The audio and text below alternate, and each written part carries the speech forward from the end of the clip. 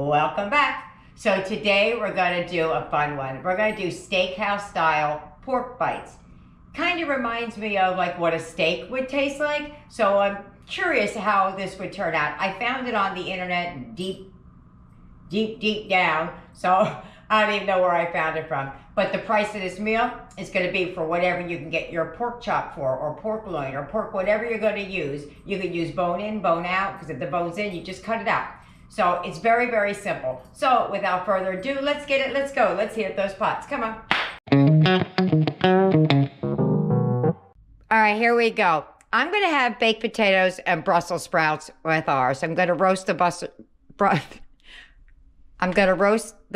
sprouts and bake the potatoes. But for the pork bites, you're going to need the pork, bone in, bone out. Doesn't matter. You're cutting it anyway. You're going to need like a Montreal style type rub. I make my own. That's what's in the jar there. I could leave that recipe for you. Some garlic. You're going to need salt and pepper, but there's a lot in that seasoning, so I may or may not use it. Some butter, Worcestershire sauce, and an oil that could take a high temp, which has a neutral flavor like vegetable oil. I happen to have some avocado oil, so that's what I'm going to use. I think that's everything. If I missed anything, everything on the counter, you're going to use it. Let's go. All right, so you're going to take your pork chops, and you're just going to chunk it up. However big or small, ow, just stabbed myself. However big or small you want it. I'm probably going to go like that, like 1-inch pieces, so that if they shrink up any, it's not too small, the pieces. That's my theory. I don't know. But that's what I'm going with. So this one has quite a bit of fat. I'm going to trim away some of that fat.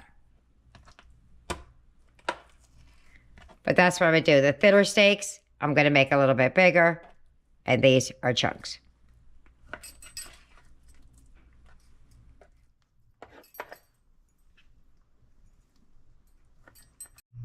All right, so that's all chopped up.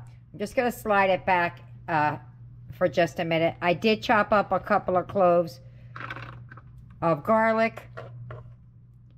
Hopefully my container's big enough.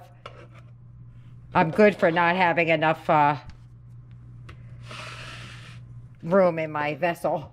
All right, so I'm going to add a 1/4 cup of Worcestershire sauce. If you don't have Worcestershire sauce, you could use steak seasoning. I've used that before when I didn't have it because it's got the same kind of flavor profile. Still have the garlic on my fingers. All right, so 2 teaspoons of your steak seasoning. Not teaspoons, 2 tablespoons. It's 1 and 2. I'm going to give that a good stir.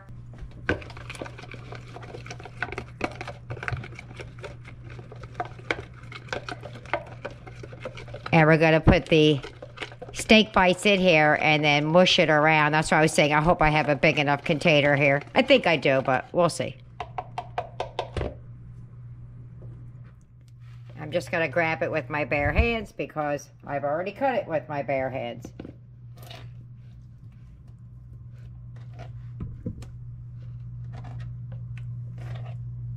I love the smell of Worcestershire sauce.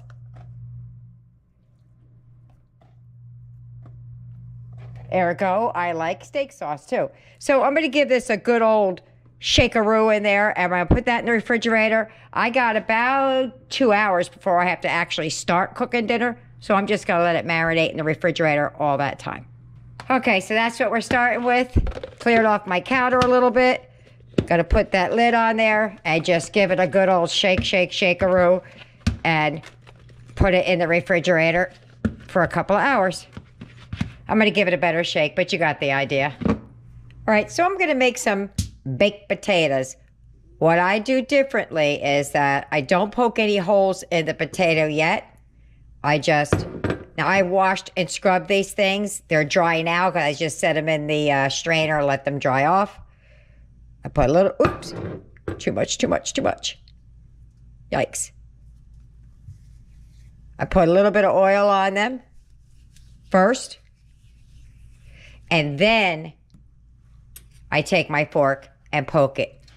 Because if you poke it before you put the oil on, sometimes the oil can clog up those little holes, and then you get like a steamed potato. And then I add some coarse salt. Usually I'll just put a pile down and just kind of roll it in. And then I put these on my wire rack off to the side over here. That's it. I have my oven preheating at 425. And we'll get these started, and then we're gonna get the main dish started.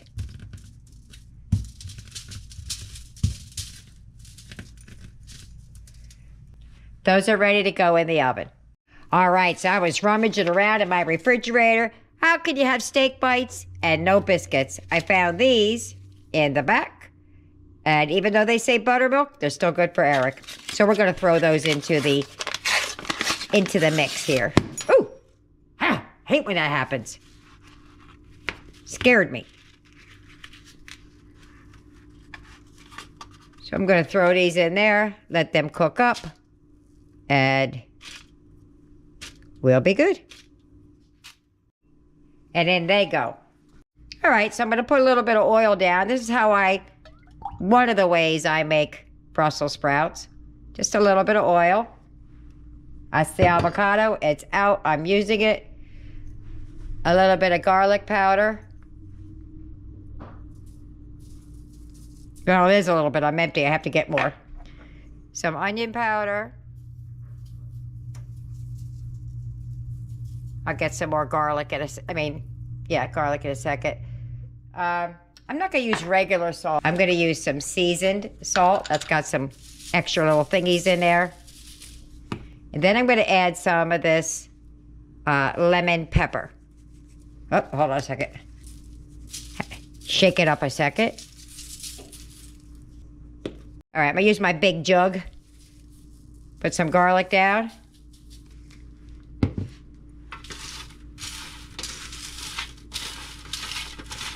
Just mush that around. And then I'm going to put these like the flat side down because I cut them in half because you get a little bit more coverage that way. So I'm just going to line these up flat side down, and we're going to start cooking this. Oh, I missed one. The steaks or the pork chops or whatever they're called. Try to space them out a little bit, but there you go. Those are going to go in the oven once I'm all done spacing these out. All right, just like that, they're going in. All righty, that's what it looks like. I'm going to give it one quick shake, but we're going to move over to the frying pan. We're coming down the home stretch. All right, so I got my pan, should be screaming hot, I hope. We're going to add the pork in there. You're going to add it in, if you have to, in batches. Don't crowd the pan because you don't want them to steam. That should be a little bit harder than that. Turn it up a bit. All right, I let the pan get a little bit hotter. It cools down quickly when you start adding the cold meat in there. That's what I want. Almost, but not quite, but it'll be all right. We're gonna put these in here, and we're gonna sear both sides. There we go. Smoking hot. That's what I wanted right there. See all that smoke coming up? Sear on these, and I'll show you what I mean. You see that? Ah! That's what I'm looking for, a nice good sear. We're going to do both sides and then set it off in that paper plate over there until they're all done. Just like that.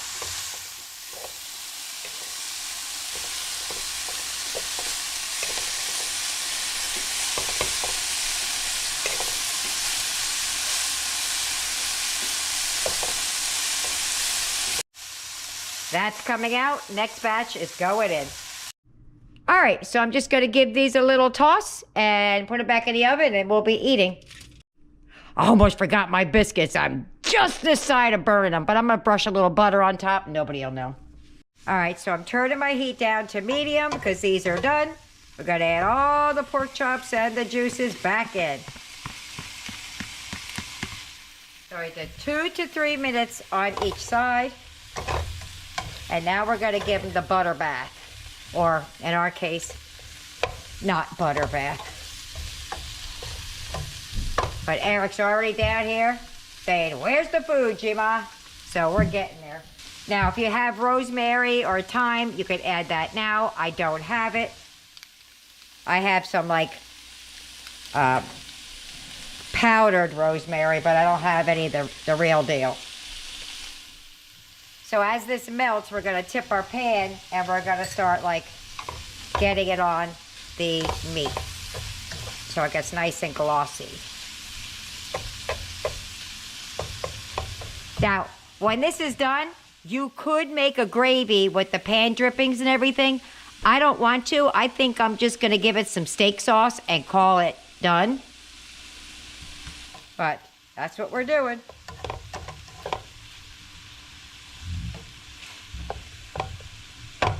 Let me get something to baste that with. All right. So we're going to take this, let's say brown butter. Just tip it and start basting the meat. I could put a little bit more butter in there, but that's what you're going to do. Just keep basting it and let it go on and finish cooking.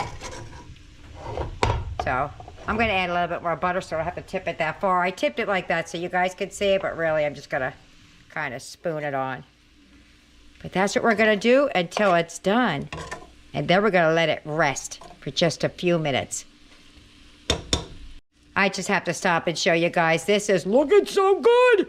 We can't wait to eat it. Those are done. And I felt like there wasn't enough sides. Like it's not going to go for all of us. So I threw in some roasted baby corns. All right. I'm going to put these in a bowl so you can look and see how pretty they are. And we're about to eat. And there you have it. Look how yummy that is. And there's my plate. I'm going to meet you at the table. If you get any benefit at all from my content, you can help me out by clicking like, share, commenting, and definitely hit that subscribe button. And don't forget to hit the notification bell so you'll be notified every time I upload a new video. Dinner time. I can't wait to eat it. I say that every single time, and every single time I eat it. How about you? I want to know if this tastes like steak. All right. Okay? First, we're going to try it plain. Then we're going to try it with some steak sauce. All right? And I cut a little tiny piece off so we could just get it in and get it tasted. Well, that's tender as heck, first off. Mm-hmm. I could have ate a whole chunk. That's what it is. That's good. Now, I'm glad I didn't add any salt because mine has a lot of salt in it. I'm going to put a little drop on you want it on your food or you want to dip it? On the food. I can't really see. Did I get it? Yeah. Okay, I'm going to put a little dot on my plate. Okay. Let's try it with a little steak sauce. See how that is. I like steak sauce in my baked potato. You went to go for it, didn't you? All right, I like steak sauce in my potato. You ready? Let's go. Mmm. Even better. That is. That kind of tastes like steak. Does, doesn't it? Yeah. All right. Let me get try the Brussels sprouts. I didn't tell you guys, but right before I took it out, I took a cap full of lemon juice and I hit it on just the Brussels sprouts. I just want to see what that tastes like. You ready? Mm-hmm. All right, let's go. Mmm. Mmm. That's good. That's good with the lemon on it. My baked potatoes are always good, so they've had it a million times. Let me get everybody else fed, and we'll see what they think about it at the wrap-up. Bye-bye. Dinner's over. How'd we do? Boom. Didn't finish at all, but I don't think it has long. Eric, what'd you think about dinner? I think it was really good. I really liked the Brussels sprouts and the steak. Wait, did you think it tasted like steak? Yeah. Oh, you just called it steak, right? You know what it was? No. It was a pork chop. Oh. That was a pork chop that I cut up and made it taste like a steak. Oh, that's good. Awesome, right? Yeah. Aiden, what'd you think? It was really good, and I'm taking the last pieces of the meat. Oh, you're claiming the meat? All right. Tyler, This dinner was absolutely good. I loved it. did it taste like steak to you or pork chop? Steak. All right, me, I enjoyed it. And I truly felt like it tastes like steak. I'm not even kidding. If you can't afford a steak and you want a steak, do that. It really, really, really was good. So there you have it. I hope you try it. I hope you like it. Leave me a comment either way. See you later. Bye.